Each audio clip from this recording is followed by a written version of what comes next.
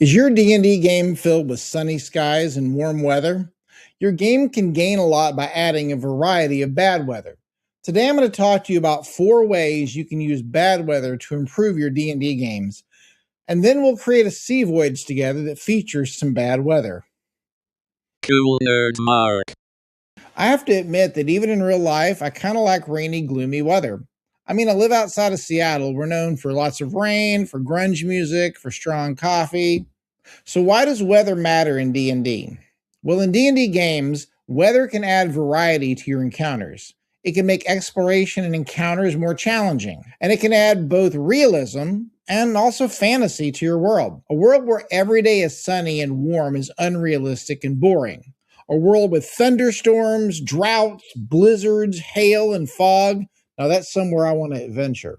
Let's talk about weather in combat. Anytime combat happens outdoors, weather spices things up.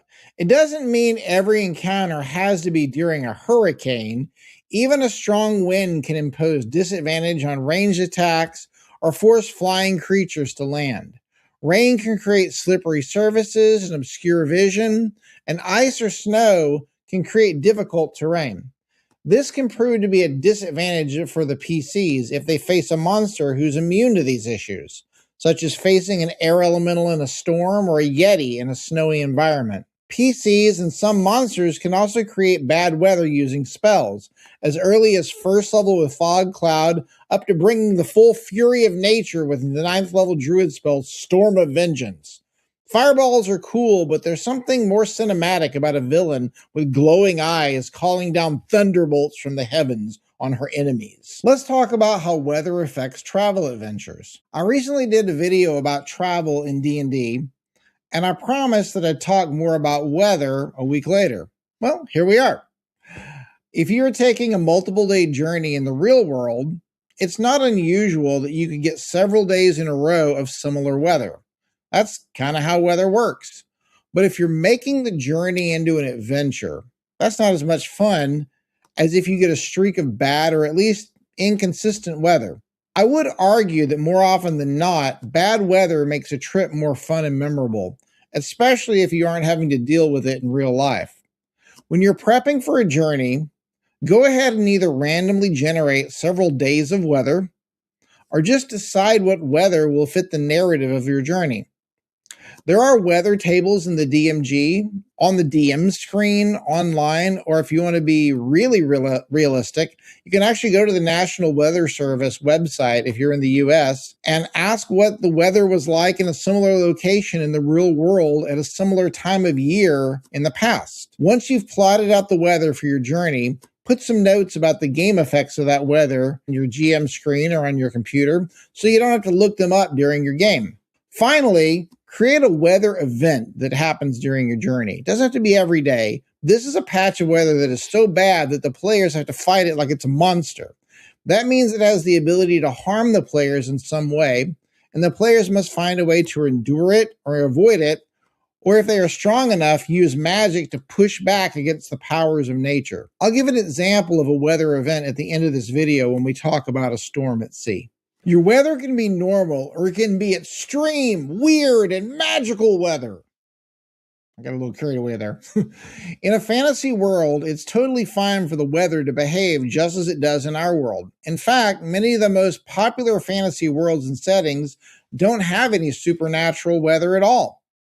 But also, if you're building your own world, you don't have to be limited only to what you could see on the Weather Channel on Earth.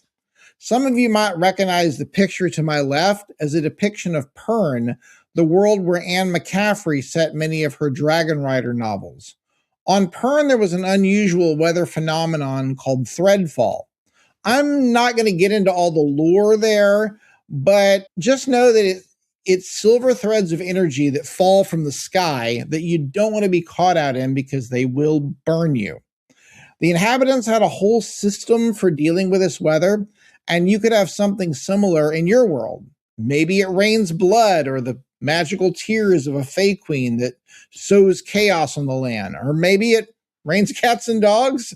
I don't know. It's up to your imagination and your player's willingness to go along with it. Those are your only limits. And if you know way more about Anne McCaffrey novels than I do, please feel free to tell me in the comments how I'm wrong.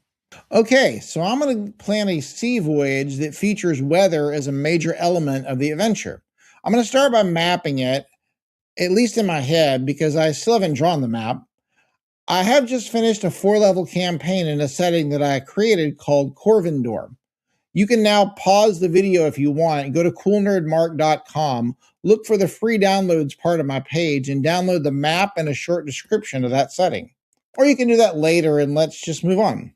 So in April, I'll be starting the second chapter of the campaign, and the players need to sail across the sea on a 7-day journey to reach another nation called Karsovia. I could totally say you sail for 7 days and arrive in the capital city of Leshmira, but I'd like to make the travel into an adventure. I'd like the adventure to have 5 encounters following the structure of the classic 5-room dungeon. That doesn't mean they should all be fights. I could simply roll on a random table for weather every day, but I want the weather to represent the rising tension and eventual resolution. I won't get into the plot, but I'm kind of thinking there might be a spy on board, and that way, at the worst possible moment, there can be an inevitable betrayal. But I want to track the weather every day to kind of match the mood. So day 1 will go with sunny skies. Day 2 will be cloudy and the wind will pick up, which will seem good at first because it'll speed the journey. But at night, it'll continue to be windy and rainy, and we'll have them pass through a haunted part of the ocean and have to deal with a ghost. Ghosts are CR4 and the party is 4th level, but ghosts have a fly speed and won't be affected by the winds since they'll be incorporeal. And, let's make it a pirate ghost, or maybe a ghost pirate. I'm not sure. The 3rd day, I'll have the weather get calm, but the temperature will get much colder. Since winter is approaching, it would be interesting to get a little bit of freezing rain and frost. It won't cause any problems for the boat, but it will make the deck icy and slick if they don't do something about it. I think it would be fun to decide that there's a variant of griffins in my world that migrate for the winter, and they will, since the party will be flying south, and so will the griffins. When they fly over the boat, the griffins will decide to maybe help themselves to anything that looks appealing to eat. Anything from food stores on the deck to, I don't know, the wizard's familiar or the druid's animal companion. They may even find some of the smaller PCs, such as the halfling in the party, to be an appealing meal. So defending against this kind of attacker while also dealing with an icy deck could make for an interesting combat situation. On the 4th day, I really want to stress the dangers of the sea, while at the same time, the party should get closer to discovering the spy, if I decide to actually include that. And near nightfall, we'll have a major storm roll in, and the PCs must assist the crew in weathering the storm. I want the storm to intensify every round, and the players have to work together to keep the boat from going under. And then at that point, I can have the spy try to, I don't know, fight them or unleash a summon monster or try to take out the captain. Finally, on the 5th day, they will have some calm weather, maybe even like a double rainbow, a sign that their new home base could be a place of welcoming adventure. Boy, they're going to be wrong about that. Well, that's all for this week. Next week, I want to talk about designing small towns and share how I make mine come alive for my players. Before you go, I want to share 2 books that I wrote that I'm excited to announce are available in print and PDF. This is Rats on the Farm.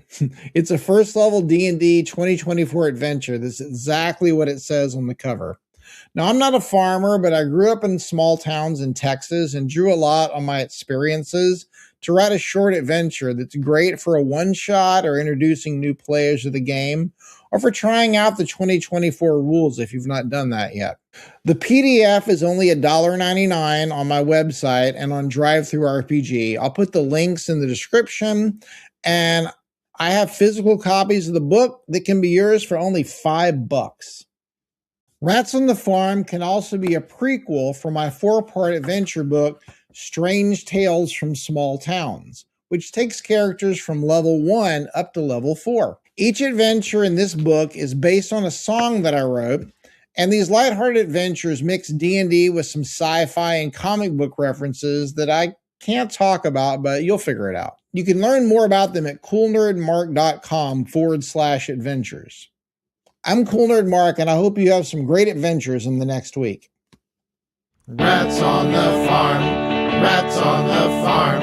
Our heroes must keep the farmers from harm. You're only first level, the rats have mutated. You better be smart or you'll be cremated. Rats on the farm can be lots of fun for Dungeons and Dragons 5e 2024. For level 1